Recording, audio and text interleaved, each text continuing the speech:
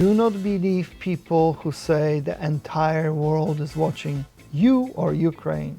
Most people have no idea about anything much more important than Ukraine, not to mention that it's a symbol similar to Ukraine, but a symbol that pertains a rising superpower, China, and America cannot afford or should not think it can afford to lose for friends, and the friends that will stick with you tend to be conservative because conservatives understand freedom.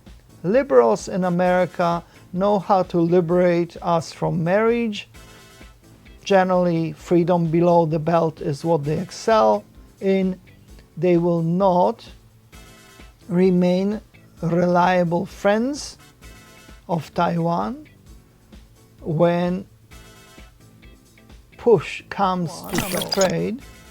Has played the role of a useful idiot because it was the Taiwanese and the Hong Kongese who saved China by pumping billions of dollars, thus sending a signal to America, hey, let's all get rich. They are not really communist. It's safe. This was the signal from the mid-1980s on. You have to keep in mind your geopolitical situation. Taiwan supports China in terms of all the islands which are claimed also by Vietnam or the Philippines or Indonesia. Taiwan should not sound, Taipei should not sound like Beijing. Or even Japan. Or with even Senkaku Japan. Islands. Yeah, the official position is that Diaoyutai should belong to the Mother Republic of China. Yes. Okay, so there is lots of cogitation. There must be a brainstorm, and Taiwan needs to figure itself out. Plan minimum, plan maximum. That would be liberation of the Chinese people from the yoke of the communists. We used to call it unleashing Chiang Kai-shek. Unfortunately, that never happened. But when you look around, who's your friend? Japan. Yeah. Australia. If the Australians are involved, that's a good thing because it means the United States is more simpatico.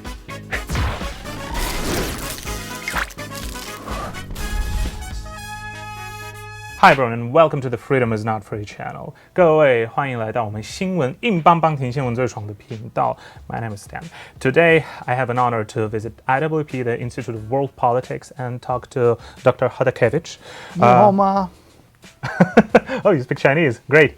No, I can read some characters because I speak Japanese. Oh, 日本語。いや、日本語でわかりますか?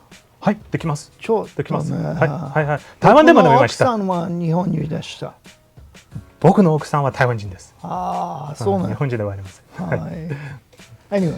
Anyway, yeah. Sorry to the Luchians who suffered under my family's occupation. Many of the Taiwanese people actually speak pretty good Japanese because Taiwan used to be a part of Japan for quite a long time. That's what I said. Yeah. We can talk about it's an inside joke, only the Luchians will understand. Yeah.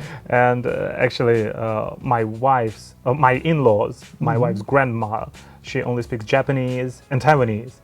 She doesn't speak any Mandarin. So Luchu. They are the same people as in Okinawa. Yeah, very closely related. Yes. Yeah.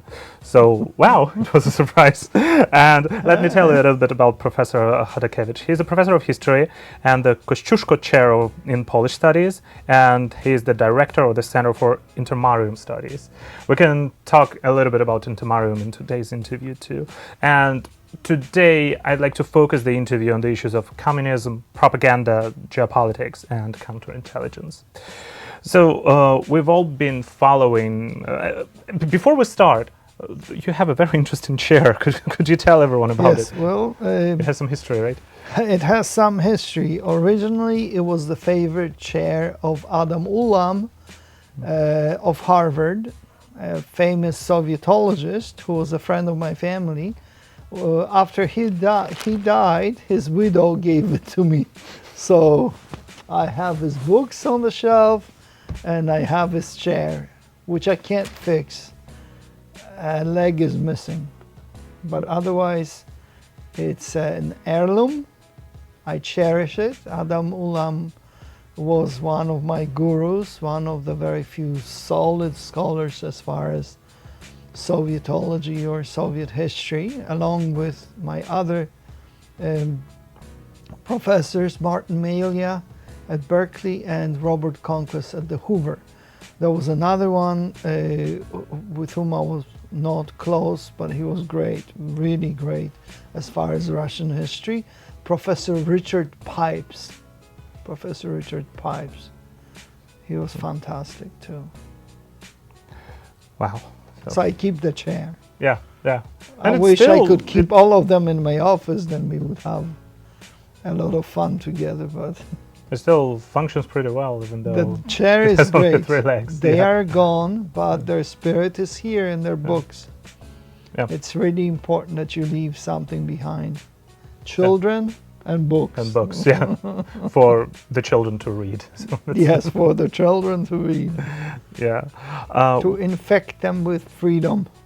Yeah, exactly, exactly, and that's what IWP does, and I hope that more Taiwanese Day people in learn and about day it. out. Yes. Yes. Dr. Chodakiewicz, I think the entire world has been following with full-scale invasion of Ukraine and Russia's aggression against it. And you have been researching this issue pretty deeply. But most of my viewers, they come from Taiwan, a country which is also surrounded by not very... Water. By water, yeah. And it has a very nasty neighbor. That is constantly threatening to attack. And there are some parallels between Russia's propaganda against Ukraine and what China does against Taiwan. From your perspective, what key lessons should Taiwan draw from Ukraine's war experience in terms of resilience, building alliances, and facing a larger authoritarian neighbor? Lesson number 1, si vis pacem para bellum. If you want peace, prepare for war. Yeah, that's an overriding lesson. Lesson number 2, do not believe people who say the entire world is watching you or Ukraine. Most people have no idea about anything in the world. Some of the world's elites are watching what's going on. Some of them think it's pertinent to their interests, others less so. It is mostly the United States and the rest of the West that pays attention to the situation in Ukraine, especially the post-Soviet neighbors, former slaves of the communists.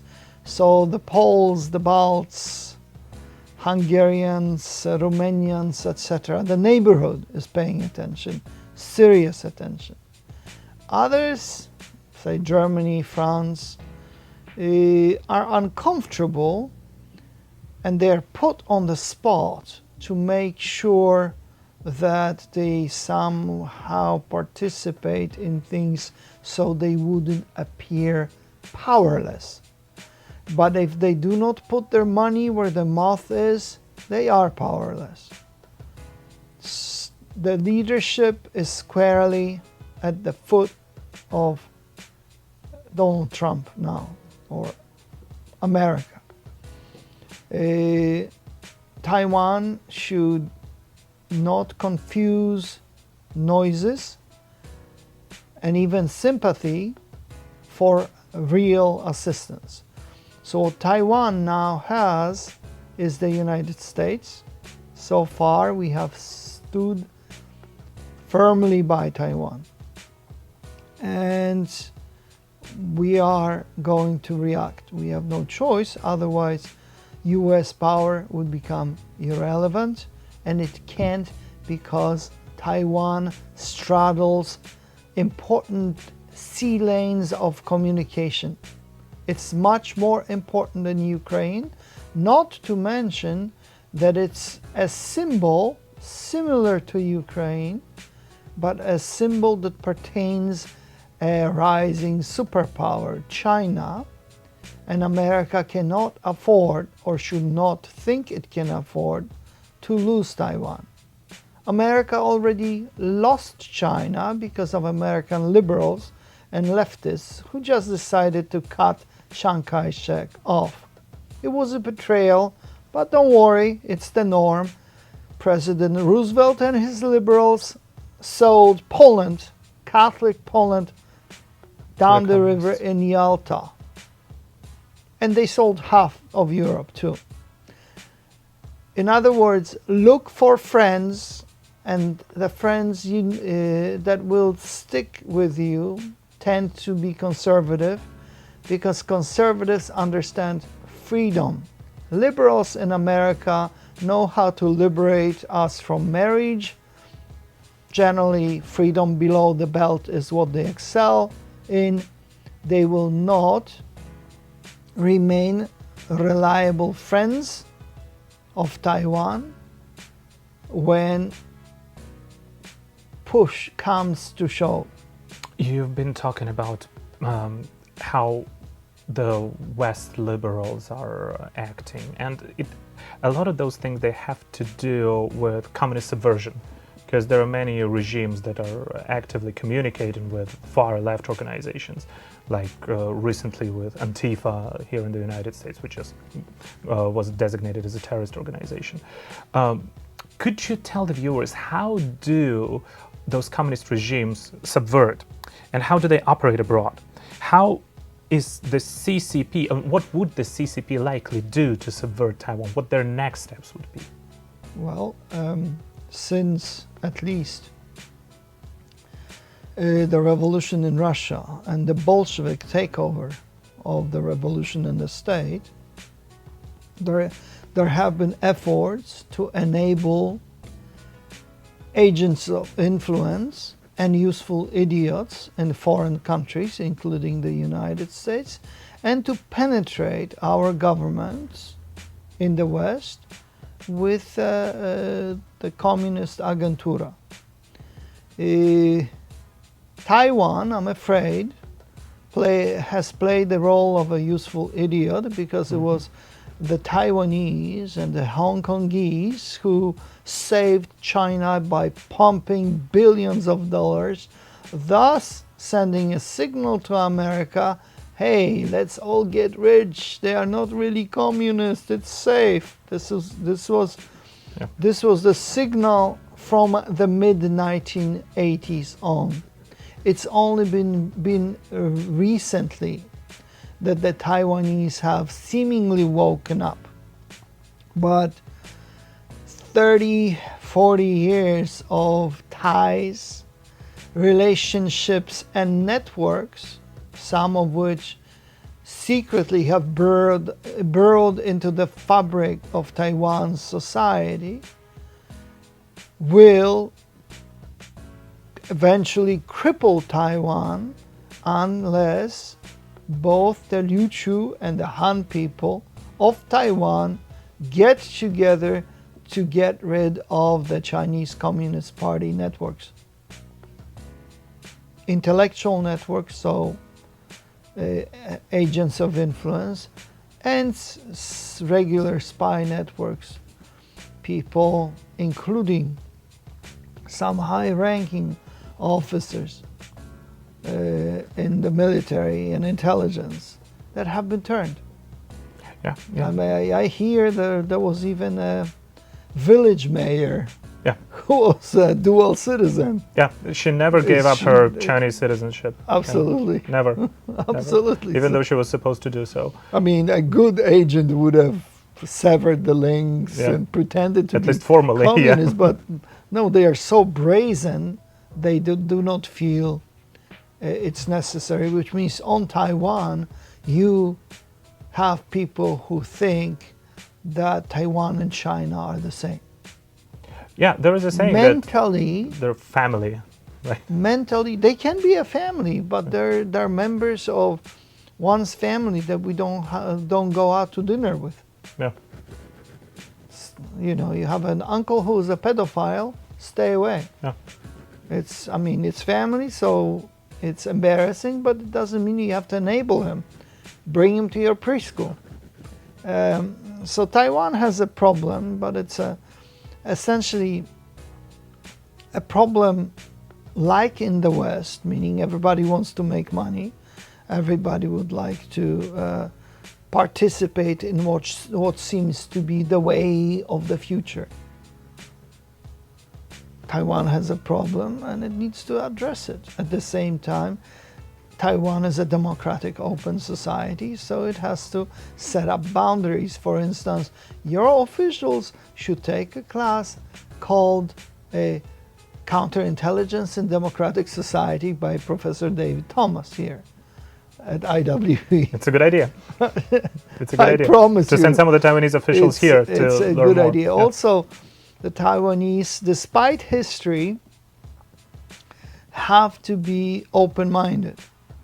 They will have to make up their mind. Who are we, Taiwanese, or are we tribes, Liu Chu or Han? If Han, then it'll be easier for the communists of China to gobble you up under the pretense of nationalism, because the communists, like Stalin in 1941, suddenly Stalin started talking, after Hitler invaded, started talking about Mother Russia. He was the guy who was exterminating millions of Russians and who suppressed nationalism, patriotism, and any sense of national solidarity. But then when he needed it instrumentally, he supported something called National Bolshevism. In Poland, they had a secret police general. His name was Moczar. The guy specialized in pretending to be a patriot, and he rallied patriot against those communists who are not in his party faction. And Stalin was not Russian himself, he was Georgian. It doesn't matter. Napoleon was not French. You can always pretend to be anything you want to be. That's postmodernism for you. Yeah. Now it's a legitimate intellectual proposition. In any event, Taiwan has conceptual thinking to do about itself. Maybe, you know, the Taiwanese will decide, heck, we're going to conquer, we're going to defeat the communists and liberate China. Good for them. But Taiwan has to look around.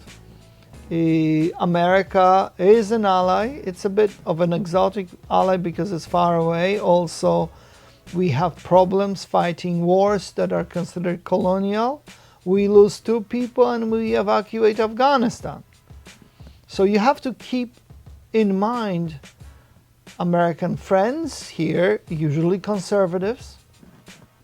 You have to keep in mind your geopolitical situation. Taiwan supports China in terms of all the islands which are claimed also by Vietnam or the Philippines or Indonesia. Taiwan should not sound, Taipei should not sound like Beijing. Or even Japan. Or with even Senkaku Japan. Islands. Yeah, the official position is that Diaoyutai should belong to the Mother Republic of China. Yes. Okay, so there is lots of cogitation. There must be a brainstorm, and Taiwan needs to figure itself out. Plan minimum, plan maximum. That would be liberation of the Chinese people from the yoke of the communists. We used to call it unleashing Chiang Kai-shek. Unfortunately, that never happened. But when you look around, who's your friend? Japan.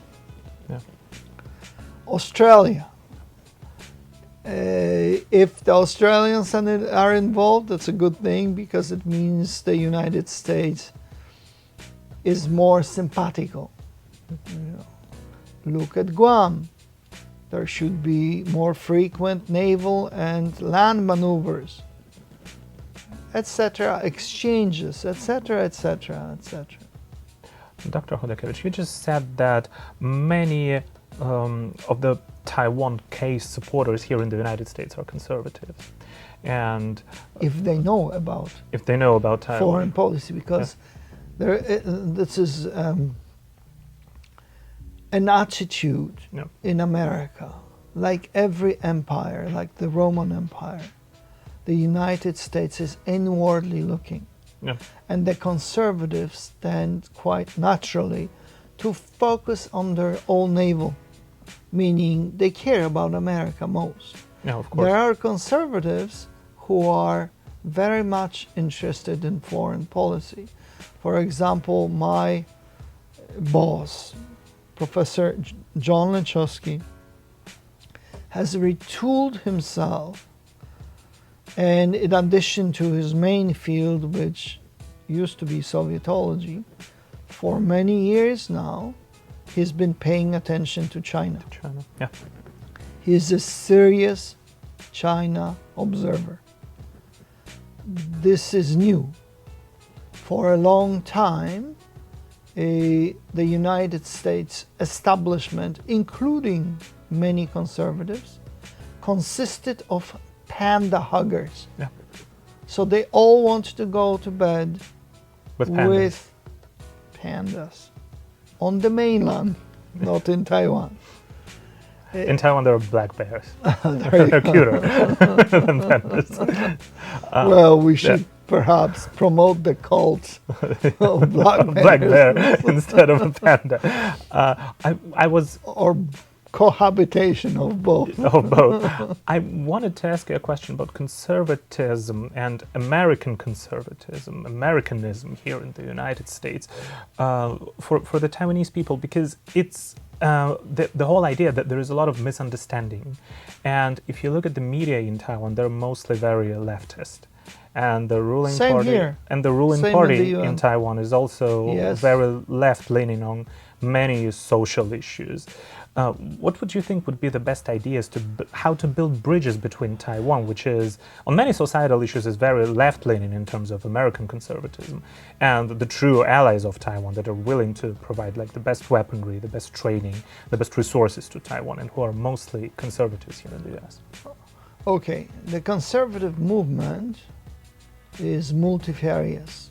It's split to an extent. Now we have been dealing with the phenomenon of national conservatism or national populism, which is embodied in President Trump. This phenomenon is here to stay even when President Trump is no longer president or no longer with us. So they are national conservatives, are not conservatives Inc.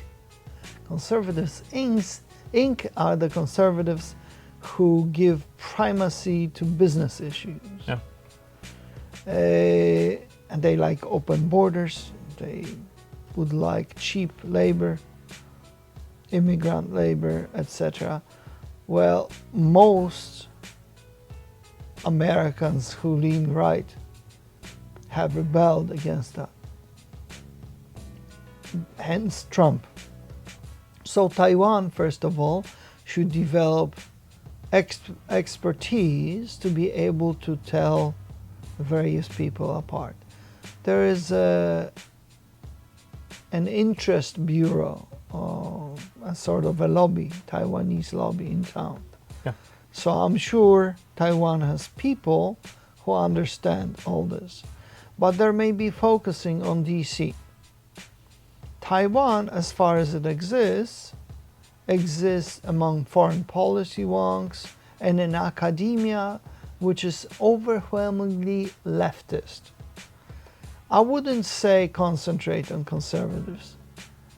Send your people everywhere, including leftist academia.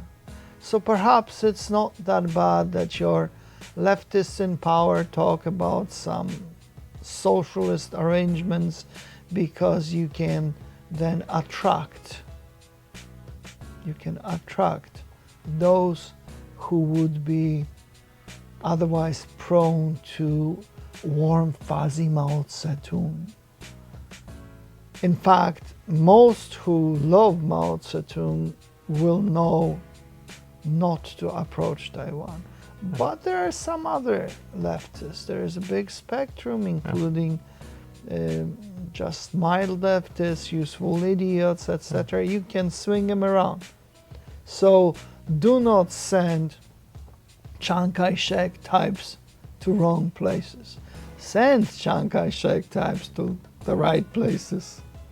And everybody should commune on behalf of Taiwan with anybody who can be of any help and use for Taiwan. So don't put yourself in a straitjacket. We only deal with conservatives. Look at the Ukrainians. They've made some mistakes, and Zelensky was quite uppity, if you know what I mean. No. So he overshot, and then there was a corrective. No. He was put in his place, and now it's business as usual. We predicted here in this building that the President of the United States would get mad at Putin, which he did. And everything moves along. It's not a tragedy like everybody on the left had predicted. Yes. And many on the right were hoping our involvement with Ukraine would end, just like some on the right want to be isolationist and they don't care about Taiwan. Yeah. They don't see the chessboard. Yeah. They don't understand, or they refuse to care. Until the enemy lands on our shores, we shouldn't be involved, runs the mantra. You have to deal with those people too, if you're Taiwan. So you have to be very flexible in your diplomacy. Extremely flexible. We teach diplomacy and other Come to things here IWP. too. Come to IWP, absolutely, yes. And talking we have about online classes, but it's not the same thing. yeah, you have to network, you have to meet people and learn Absolutely. from them directly. Talking about diplomacy and geopolitical struggles, one of your areas of expertise is the whole Intermarium region. And there are many struggles that are similar to what Taiwan is facing in terms of facing strong empires surrounding the region. What parallels could you draw between Poland and the whole region, between their struggles against the USSR or the Nazi Germany and Taiwan's current situation with China?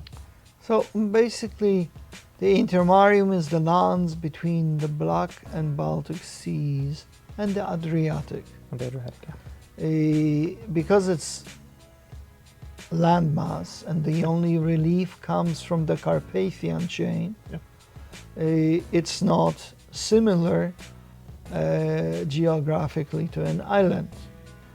An island, if it's strong and single-minded, can enjoy splendid isolation. The last successful invasion of this little island called Britain was in 1066. And it only succeeded, arguably, with all due respect to the Norman invaders, the Vikings, was because other Vikings had attacked a little bit before, so the army of the defenders was busy with another invading army. After routing it, it wheeled around and went to fight another invading force. Taiwan has a giant breathing down its neck, but it's one giant. It's one giant which has been enabled by Taiwan, Hong Kong, and especially the West. We stupidly paid for the monster to become powerful. It's not the same thing as the Intermarium. The Intermarium's perennial problem is the alliance between Moscow and Berlin. Essentially, the Germans and the Russians develop a love affair. which ends over the dead body of Poland. Then following the necrophilia, the powers quarrel, inevitably.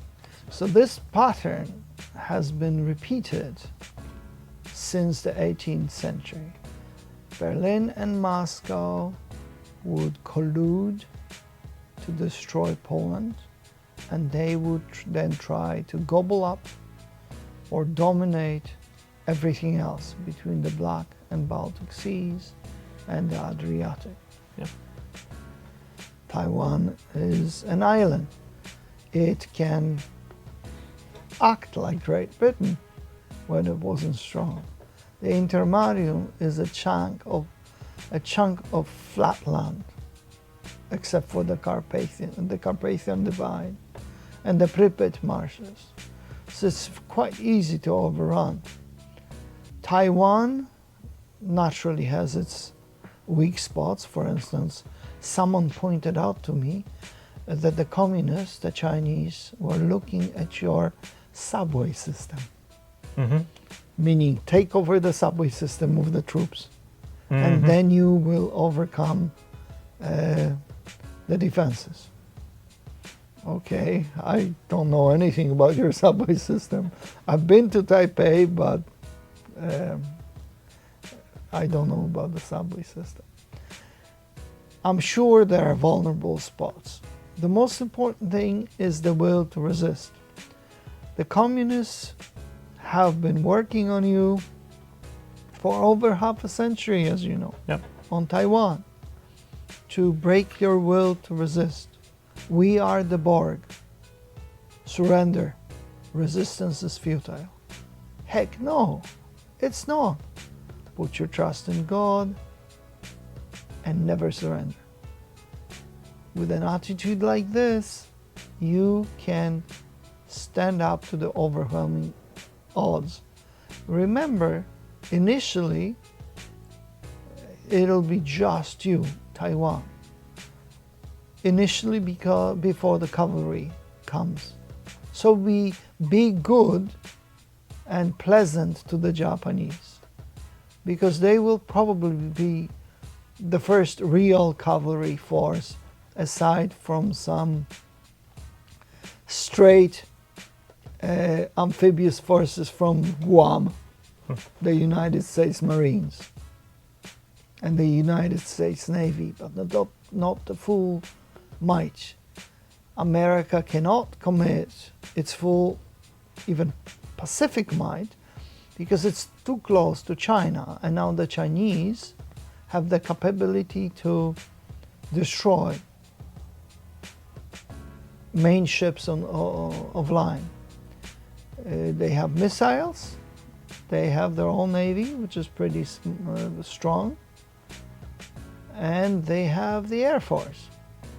Now, for Japan, all of this is an existential threat. For America, it's just the loss of an empire. So, be nice to Japan. The Japanese, naturally, should be courted, including by the United States. They should be shown respect. We do not want Japan either to go rogue or join the other side. Japan was our great ally in the First World War. It's a tragedy that Japan decided we were the enemy in the Second World War. It's a tragedy that Japan, which considered and did fight the Bolsheviks in Siberia, was rerouted into China, much of it because of America's missteps. So we need Japan as an ally, and it's in Japan's interest to take care of Taiwan, to help Taiwan. Talking about America's missteps, I know you know a lot about Henry Kissinger, and you've studied this man. What do you think Taiwan should learn from the US-China, US-PRC alignment in the 70s and Henry Kissinger's arrangements? Well, we can go back to Henry Kissinger, but generally you have to understand certain things about the American system. We are not the evil empire. Usually we're the stupid empire, which means America does not have grand strategy. It is not China. It has no vision for the next 100 years. It oftentimes improvises. It loses interest and hops back and forth. There was a great debate in the second half of the 1940s in America into the 50s. Who lost China? And everybody was dismayed. I mean, all we had to do was shore up China's currency to avoid inflation. All we have to do is continue giving them weapons. Instead, the Soviets seized the Kwantung Army's arsenals and gave them to the communists, and the United States was confused. Why? It's the nature of the beast.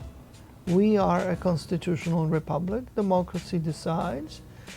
When the people get bored, politicians lose focus and leave.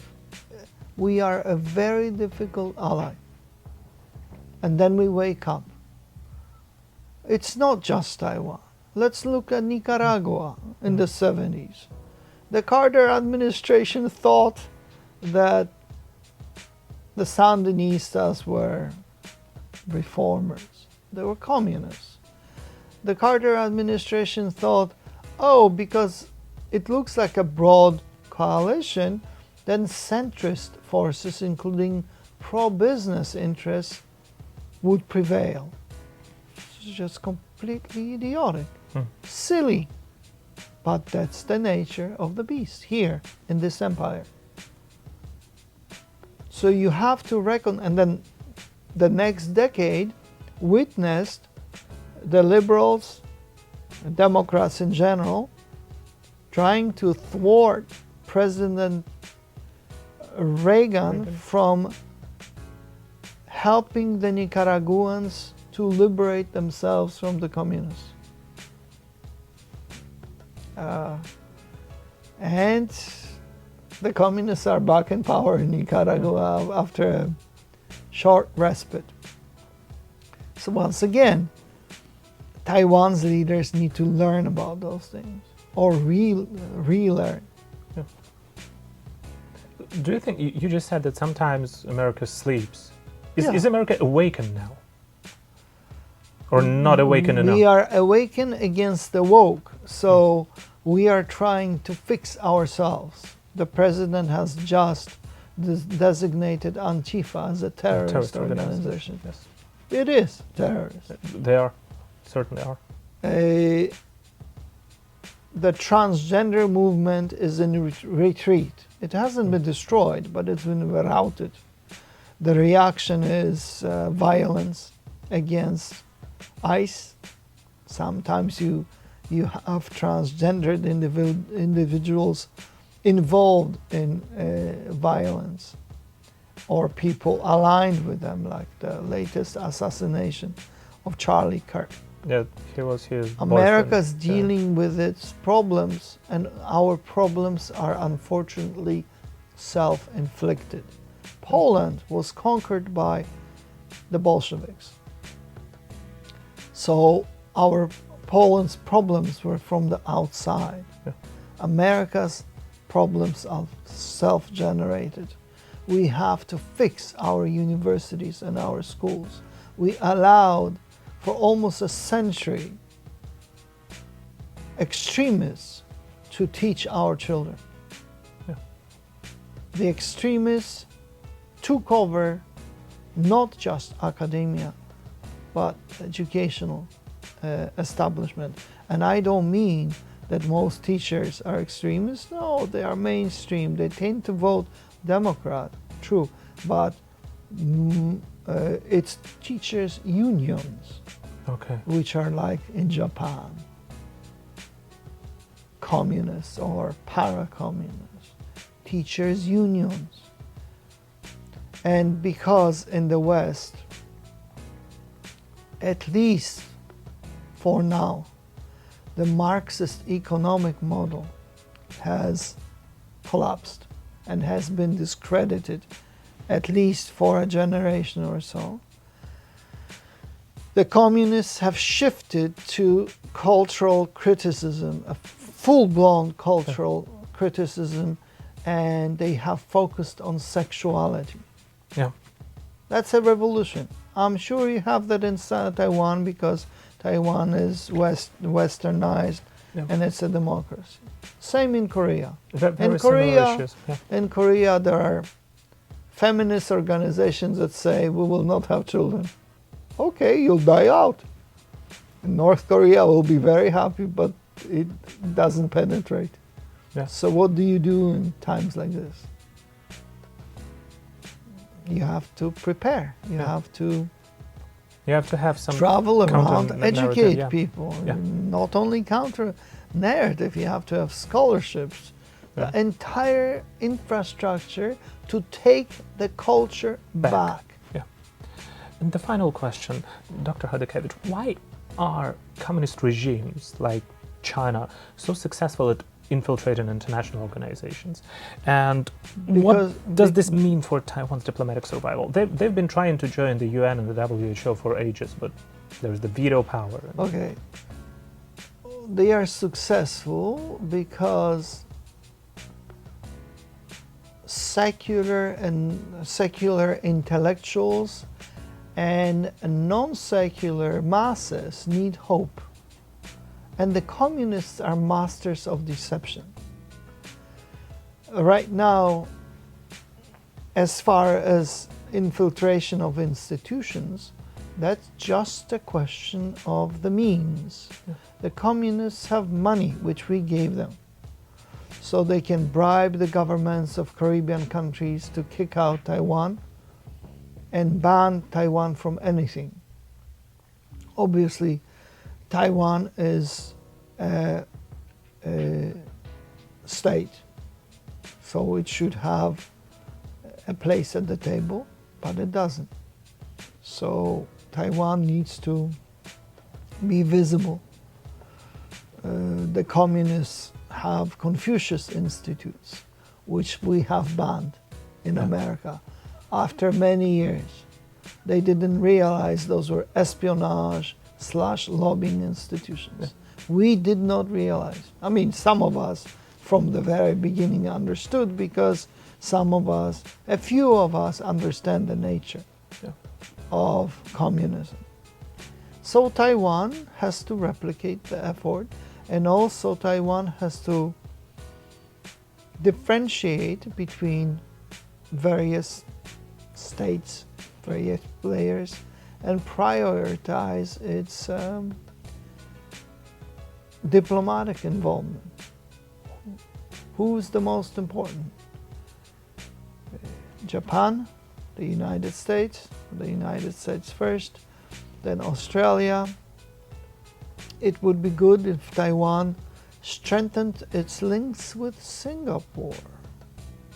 It's a tiny place, but it's an oasis, my favorite oasis in that part of the world. My sister used to live there, so my trips for Christmas were very long through Taipei or Narita.